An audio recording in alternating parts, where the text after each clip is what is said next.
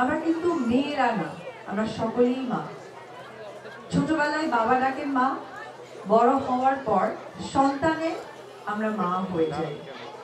তো সত্যি বলতে গেলে একটি মেয়ে কতটুকু স্ট্রাগলিং হয়ে তার জীবনে মা হয়, এটা যারা মা হয়েছেন সেই উপলব্ধিটা ঠিক তাদের মাঝেই আসবে। এখনো যারা মা হননি তারা কিন্তু সেই উপলব্ধিটা বুঝে উঠতে পারবেন না। এই অনুভূতিটা এমন একটা অনুভূতি, এটা আসলে প্রকাশ করার মতো নয়, এটা একটা অনুভূতি, শুধু একটা রিয়েলাইজ করা। যেমন আমি প্রথম মা হয়েছি, আমি বিশ্বাস করতে পারছিলাম না যে আমার সন্তান, আমার ছেলে সন্তান, যে কিনা আমার সন্তান, আমার শরীরের একটি অংশ। এটা যে কি দারুণ একটা অনুভূতি। একটা পাগল দেখবেন, রাস্তায় দেখবেন, মাঝে মাঝে আমরা দেখে থাকি, কোনো নারী যদি পাগলামি করে দেখবেন তার সন্তানকে তার কাছে থেকে কিন্তু কেড়ে নিতে পারবেন। মা এমন একটা জিনিস। আমি বাবাদেরকেও ছোট করবো না, কারণ প্রত্যেকটা নারীর সামনে এগিয়ে যায় প্রত্যেক পুরুষের জন্য। আমি আজকে অপু বিশ্বাস, অবশ্যই সেখানেও একজন পুরুষের কিন্তু অবশ্যই একটা সান্নিধ্য, ভালোবাসা, দোয়া এটা আছে। এবং এখানে যে নারীরা কাজ করছেন, আমার মনে হয় তারাও কিন্তু একটি পুরুষের সাপোর্টটা পায়। যেমন আমার ডানে একরা আপু, বায়ে ভাইয়া, সে সাপোর্টটা কিন্তু তাকে করেন। আমি দেখছি স্টেজে যে তাকে কতটা সাপোর্ট দিচ্ছে। এই কথাটা শুনতে যতটা ভালো লাগলো, যে অপরদিকে আরো একটি কথা আছে, কিছু নারীও কিন্তু অবহেলিত হয় ওই পুরুষের কাছে। তখন তাদের কি করণীয় থেকে, যেটা আপু জানতে চাচ্ছিলেন, যে আপুর কাছে, মায়ের কাছে একটা কিছু জানতে চাই।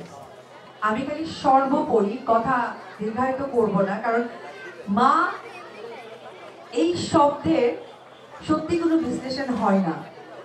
আমরা অভিনয় করি, যখন সিনে কখনো মা বলতে হয়, এই ডায়লগ ডেলিভারিটা দেওয়ার আসলে ভাষা খুঁজে পায় না, ইমোশন খুঁজে পায় না। সো মা এমন একটি শব্দ, খুব ছোট্ট একটা শব্দ, বাট এমন একটি শব্দ, বিশাল। তো আপু যেটা বলছিল, আমি আপুর সেই কথা ধরে ছোট্ট করে একটি কথাই বলতে চাই, যে জীবন ভীষণ ছোট, কিন্তু কাজ করতে হবে প্রচুর, যে কাজের মধ্য দিয়ে বেঁচে থাকবো পৃথিবীর মানুষের। সংসার জীবন বা নিজের জীবনে নারী হিসেবে যে কোনো ঝড় আসতেই পারে। আমাদের মানসিক দায়িত্ব, কর্তব্য, যে সেইটাকে উপরের সামনে কি করে এগিয়ে যায়। আর এই উদ্দেশ্যটাই হচ্ছে আমার থেকে যেন অপর প্রান্তের কেউ একজন শিখতে পারে। তো আমাদের সকলের লক্ষ্য সেটাই হওয়া উচিত, যে আমরা মানুষকে যেন শেখাতে পারি, শিখতে পারি। ভেঙে যাওয়া যাবে না। অনেক সময় দেখা যায়, আমরা ফেসবুকে দেখি যে কোনো একটি নারী তার সবটা জীবন, প্রেমিক জীবনে বিতাড়িত হয়েছে, একটাই পথ বেছে নেয়, হয়তো সুইসাইড, হয়তো বা জীবনটাকে ডিস্ট্রয় করে ফেলে কোনো না কোনোভাবে। এই জিনিস থেকে আমাদের প্রত্যেকটা নারীকে বের হয়ে আসতে হবে। এখন আমাদের যুগ উন্নত যুগ হয়ে গেছে। আমরা সো লাকি যে আমরা একটা সুন্দর যুগে বসবাস করার উপরওয়ালা আমাদের সেই শক্তি ক্ষমতা দিয়েছে। অর্থাৎ এই যে এখানে যারা বিজনেস করছেন, তারা সকলেই নারী উদ্যোক্তা, এবং তারা কিন্তু অনলাইন বিজনেস করে। তো আলহামদুলিল্লাহ, উপরওয়ালার কাছে আমরা শত কোটি শুকরিয়া করি যে আমরা অনেক বেশি স্ট্রং। এই যুগে আমাদের জন্ম হয়েছে, যেখানে আমাদের মা খালারা কিন্তু সেই যুগটা উপভোগ করতে পারেনি। তো আজকে থেকে প্রত্যেকটা নারী, আমি একজন নারী, আমি অপু বিশ্বাসের পরেও আমি একজন মা, প্রত্যেকটা মা এবং নারীকে এটুকুই বলতে চাই, আমরা হারি না, হারতে দিই না, হারতে শেখাই না, এবং হারবো না।